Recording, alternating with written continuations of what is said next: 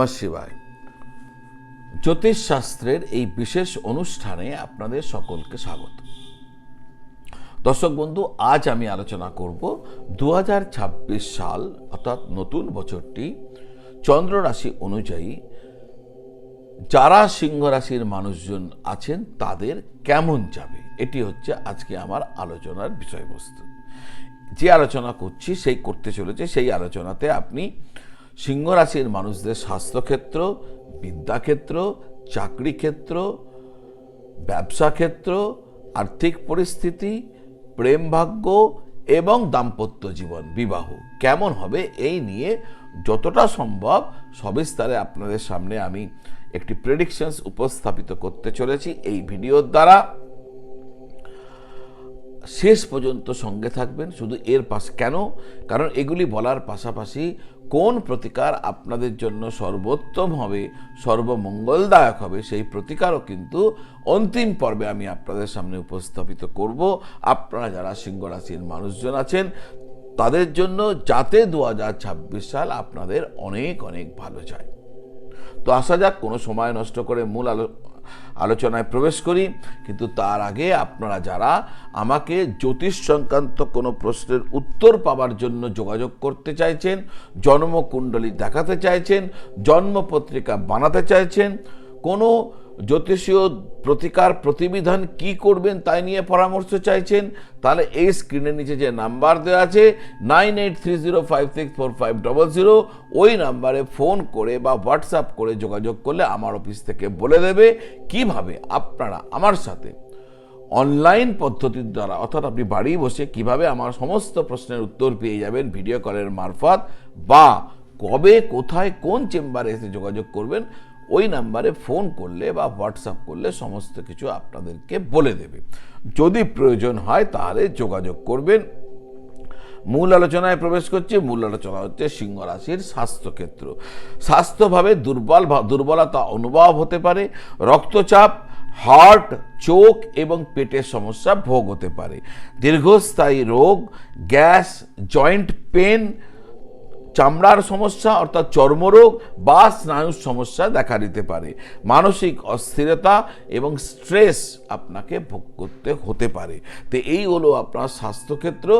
এই ক্ষেত্রগুলিতে আপনাদের সজাগ থাকতে হবে, সতর্ক থাকতে হবে, কারণ 2026 সালে এগুলি সংবেদনশীল হবে আপনার জন্য। আসা যাক আপনার শিক্ষা, যারা সিংহ রাশির মানুষদের শিক্ষা, কেতু লগ্নে থাকার কারণে পড়াশোনার ক্ষেত্রে মনোযোগ একটা সমস্যার কারণ হয়ে উঠবে।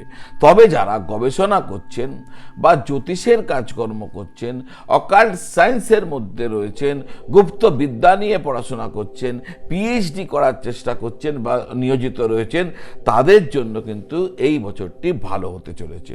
বৃহস্পতি বছরের প্রথম অর্ধে একাদশ ঘরে থাকার কারণে গুরু, শিক্ষক এদের কাছ থেকে সঠিক গাইডেন্স পাওয়া আপনার জন্য সম্ভব হবে। বছরের শুরু থেকে মে মাসের শেষ পর্যন্ত পরিস্থিতি ছাত্রদের জন্য অনুকূল থাকবে। 2026 জুনের পর যারা প্রতিযোগিতামূলক পরীক্ষার সম্মুখীন হবেন তাদের প্রস্তুতি যদি ঠিক থাকে তাহলে তারা কম্পিটিটিভ এক্সামিনেশনে সাফল্য দেখতে পাবেন। আসা যাক চাকরি ও কর্মজীবন। কাজের চাপ আপনার 2026 সালে বাড়বে, হঠাৎ ট্রান্সফার হওয়ার সম্ভাবনা রয়েছে, অফিস পলিটিক্স নিয়ে আপনাকে সাবধান থাকতে হবে। বৃহস্পতি একাদশে 1 জুন পর্যন্ত থাকার কারণে যোগ্য ব্যক্তিদের ক্ষেত্রে প্রমোশন বা ইনক্রিমেন্ট হওয়ার সম্ভাবনা যথেষ্ট থাকবে। 1 জুনের পর বৃহস্পতি কর্কট রাশিতে উচ্চয়ে অবস্থান করে আপনার ষষ্ঠ ঘরে দৃষ্টি দেবেন, ফলে চাকরির ক্ষেত্রে তিনি আপনাকে যথেষ্ট উন্নতি এই সময়কালে দিতে চলেছেন। যারা চাকরি পাননি তাদের চাকরি হয়ে যেতে পারে এবং যোগ্য ব্যক্তিদের চাকরির ক্ষেত্রে পদোন্নতি, প্রমোশন এ সমস্ত কিছু পাওয়া সম্ভব হতে পারে। বহু ক্ষেত্রে বিদেশে বা বিদেশ কেন্দ্রিক ক্ষেত্র থেকে বা মাল্টিন্যাশনাল কোম্পানিগুলি থেকে বা অনলাইন কোনো সেক্টর থেকে কাজের সুযোগ আপনাদের সামনে আসতে পারে।